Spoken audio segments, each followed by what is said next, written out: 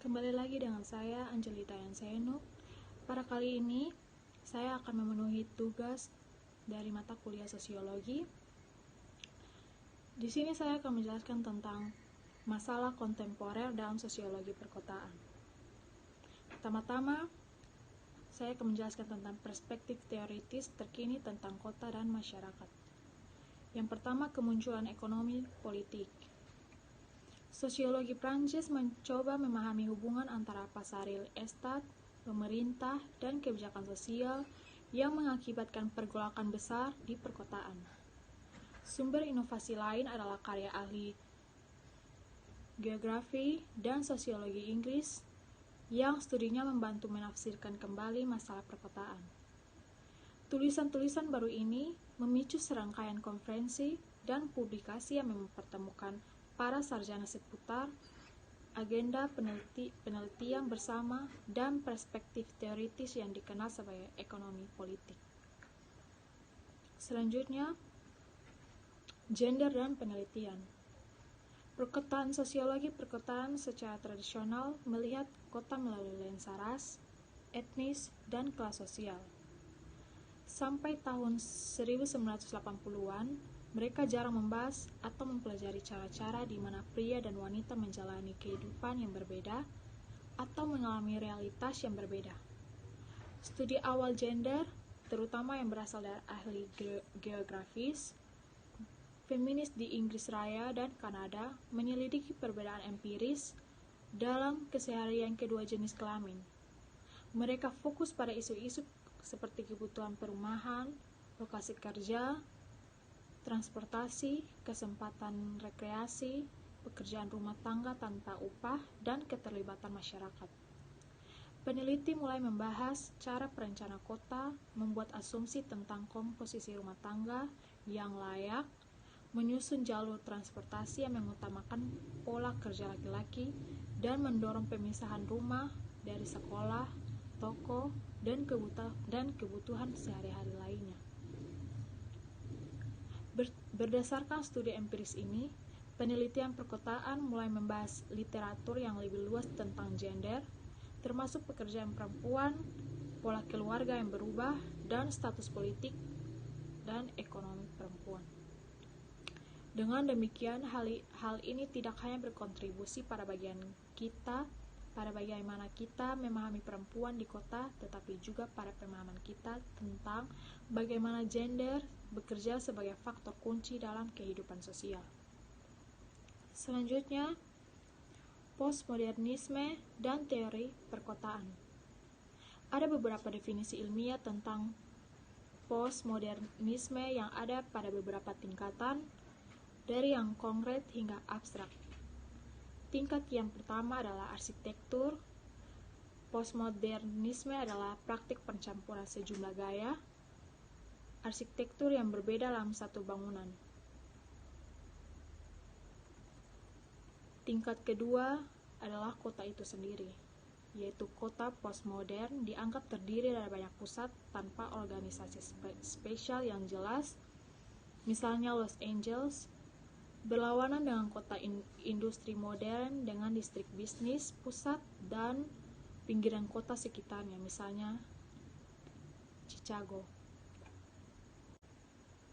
Tingkat ketiga adalah proses berpikir para ahli teori, yaitu sementara modernis menggunakan proses berpikir linear, percaya pada kemajuan, dan mencoba memahami mengapa sesuatu terjadi.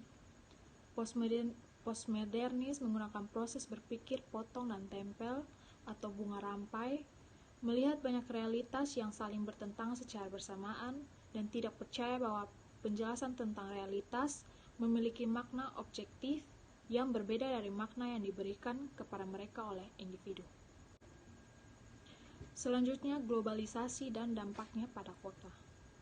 Globalisasi ekonomi telah melemahkan atau menghilangkan hambatan arus informasi, barang, uang, dan orang-orang melintasi batas-batas negara.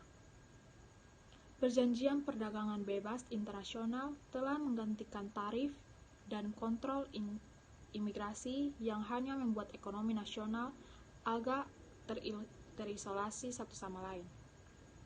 Pertimbangkan bagaimana globalisasi telah mengubah sifat dan lokasi manufaktur. Misalnya didorong oleh persaingan, perusahaan yang mencari tenaga kerja yang lebih murah semakin memindahkan produksinya ke luar negeri ke negara-negara berkembang di dunia ketiga. Teknologi transportasi dan komunikasi modern telah memungkinkan perusahaan untuk mengkoordinasi proses manufaktur yang berlangsung di beberapa lokasi di negara yang berbeda. Globalisasi juga berdampak besar pada tenaga kerja. Di negara-negara industri, banyak pekerja berpengalaman telah dipindahkan dari pekerjaan manufaktur yang stabil dan bergaji tinggi, dan dipaksa bekerja di sektor jasa. Pada saat yang sama, posisi manufaktur baru sedang diciptakan di sektor industri yang berupa rendah dan diturunkan peringkatnya, misalnya pakaian, di mana pekerja dari negara-negara industri bersaing dengan pekerja di seluruh dunia. Di negara-negara industri yang berkembang pesat seperti Cina, globalisasi telah membuka lapangan kerja baru bagi perempuan yang sebelumnya tidak dapat memperoleh pekerjaan yang dibayar. Selanjutnya, perubahan ekonomi perkotaan. Sejak pada tahun 1975, restrukturisasi ekonomi ditambah dengan globalisasi yang intensif telah memberikan pengaruh yang besar pada jenis pekerjaan yang tersedia di Amerika Serikat, Inggris Raya, dan negara industri lainnya. Karena pekerjaan industri telah menurun, pekerjaan telah tumbuh di industri seperti teknologi komputer, layanan medis, layanan perusahaan, perhotelan, dan pariwisata. Pekerjaan ini cenderung bergaji sangat tinggi atau sangat rendah. Situasi pekerjaan saat ini adalah bahwa pekerja yang berpendidikan tinggi menemukan peluang mereka meningkat, sementara pekerja dengan pendidikan yang kurang dari perguruan tinggi melihat peluang untuk kerja yang stabil dan bergaji baik menurun. Akibat perubahan tersebut, data pendapatan menunjukkan bahwa ketimpangan sosial semakin meningkat. Kelas menengah yang di Amerika Serikat tumbuh hingga tahun 1973 telah menyusut sejak saat itu, dan proporsi populasi yang kaya atau miskin telah meningkat. Selanjutnya, ekologi manusia. Artinya, setiap pemilik tanah memikirkan masa depan tertentu untuk bidang tersebut yang entah bagaimana terkait dengan kesejahteraannya sendiri. Ketika ini terjadi, ada perasaan kami yang merupakan gambaran komunitas. Kita perlu melihat setiap peta geografis, apakah kota sebagai mesin pertumbuhan 19 dari sekelompok kecil bidang tanah, seluruh kota, wilayah, atau negara, tidak hanya sebagai demarkasi fitur hukum, politik, topografi, tetapi sebagai sebuah mosaik kepentingan tanah yang bersaing yang mampu melakukan koalisasi dan aksi strategis. Setiap unit komunitas berjuang dengan mengorbankan yang lain untuk meningkatkan potensi penggunaan lahan dari bidang yang terkait dengannya. Selanjutnya, pandangan kritis. Kutipan ini berasal dari pengantar koleksi yang diedit Beyond the City Limits. John Logan dan Todd Swastrom mengembangkan volume sebagai tanggapan terhadap gejolak ekonomi besar pada tahun 1970-an dan 1980-an, khususnya penurunan manufaktur dan pertumbuhan ekonomi jasa yang hancur banyak kota industri tua. Analisis konservatif berpendapat bahwa restrukturisasi ekonomi akan membawa tentang perubahan positif dari waktu ke waktu. Dengan membandingkan studi kasus dari Inggris, Prancis, Jepang, dan Amerika Serikat, menunjukkan bahwa kota dipengaruhi oleh 3 faktor, yaitu kekuatan pasar, konteks sosiopolitik, bangsa, dan wilayah kebijakan pemerintah. Selanjutnya, restrukturisasi perkotaan dan ekonomi imperatif. Teori restrukturisasi ekonomi relatif baru yang dimulai pada tahun 1970-an. Bagian dari restrukturisasi itu melibatkan pergeseran lokasi geografis produksi, konsumsi, dan tempat tinggal yang memiliki implikasi besar bagi kota. Menurut pandangan ini, ekonomi kota telah mencerminkan perubahan global dari ekonomi penghasil barang menjadi ekonomi penghasil jasa. Peningkatan yang lebih cepat dalam produktivitas tenaga kerja di sektor penghasil barang berarti bahwa bagian yang semakin tinggi dari total pekerjaan berada di sektor jasa. Hasilnya adalah persaingan yang ketat untuk industri dengan banyak manufaktur rutin berpindah dari daerah maju ke daerah kurang berkembang, terutama untuk mencari upah yang lebih rendah. Globalisasi produksi telah membuat kota industri yang lebih tua, padat, dan industri menjadi usang. Perbandingan antara Inggris dan Amerika Serikat menunjukkan keragaman hubungan nasional lokal yang pada gilirannya mempengaruhi keragaman hasil perkotaan. Kedua negara telah bergerak secara tegas untuk membongkar kebijakan perencanaan kota dan regional dan untuk menggantikan kebijakan yang berorientasi pasar. Setelah Perang Dunia Kedua, Inggris mengembangkan kebijakan regional yang luas yang dirancang untuk mendukung industri di daerah-daerah yang mengalami penurunan dan menahan pertumbuhan London. Selanjutnya, konstruksi sosial. Ahli geografi telah menjadi pendukung paling vokal dari integrasi ruang ke dalam teori-teori sosial. Aspek spasial dan sosial dari fenomena enon tidak dapat dipisahkan, meskipun akan sederhana untuk menyatakan bahwa segregasi spasial menyebabkan stratifikasi gender akan sama sederhananya untuk mengabaikan kemungkinan bahwa segregasi spasial memperkuat stratifikasi gender dan dengan demikian memodifikasi pengaturan spasial menurut definisi mengubah proses sosial.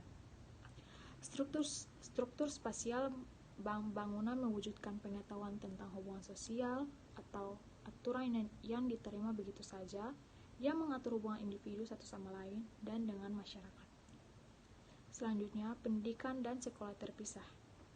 Dalam masyarakat non-industri, gubuk laki-laki seremonial adalah tempat pendidikan formal.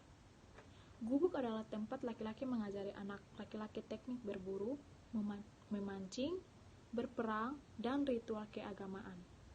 Sebagaimana gubuk laki-laki seremonial adalah tempat di mana anak laki-laki belajar berburu dan bertarung dalam masyarakat non-industri, sekolah adalah tempat di mana hingga saat ini keterampilan kerja hanya disampaikan kepada anak laki-laki. Pengecualian anak perempuan dari sekolah SD sampai perguruan tinggi memastikan bahwa sebagai sebuah sekelompok, perempuan akan kurang mampu membaca menulis dan mengartikan sandi dibandingkan laki-laki. Selanjutnya, angkatan kerja dan tempat kerja yang terpisah. Tenaga kerja laki-laki lebih dihargai secara universal karena laki-laki cenderung mendistribusikan kelebihan barang di luar rumah tangga terdekat, sementara perempuan menyiapkan makanan terutama di dalam keluarga. Sejauh perempuan tidak mendampingi laki-laki untuk belajar keterampilan memburu, maka segregasi spasial saling timbal balik dan stratifikasi gender diperkuat. Alasan awal perempuan tidak belajar berburu karena tanggung jawab untuk mengasuh anak-anak menjadi kabur karena segregasi spasial menjamin bahwa hanya sedikit perempuan yang memperoleh kemampuan berburu. Pekerjaan rumah tangga dan mengajar adalah pekerjaan perempuan yang dapat diterima, tetapi pekerjaan pabrik dan klerikal kontroversial karena menempatkan perempuan pada ruang yang sama dengan laki-laki. Di era di mana sebagian besar perempuan dan laki-laki dalam kehidupan sehari-hari dihabiskan di luar hunian dan sejauh mereka tidak berbagi tempat kerja yang sama, kontak antar jenis kelamin berkurang.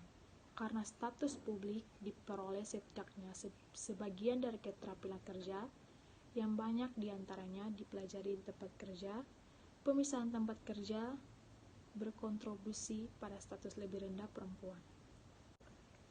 Yang terakhir adalah pengetahuan dan status perempuan. Beberapa contoh institusi yang dipisahkan secara spasial dalam sejarah Amerika untuk menggambarkan bagaimana memisahkan perempuan dari sumber pengetahuan yang mempengaruhi status perempuan. Yang pertama adalah perguruan tinggi, di mana sangat sedikit wanita yang terdaftar sampai setelah Perang Dunia Kedua. Kontroversi pahit terjadi atas hak perempuan untuk berbagi ruang dan pengetahuan yang sama dengan laki-laki.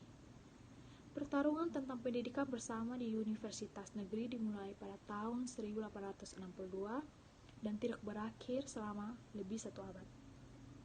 Ketika Knights of Labor membuka pintunya bagi wanita pada tahun 1880-an, sekitar 10% dari keanggotaannya adalah wanita. Proporsi wanita dalam serikat pekerja menurun setelah Knights of Labor dibubarkan pada tahun 1886. Sekian dan terima kasih.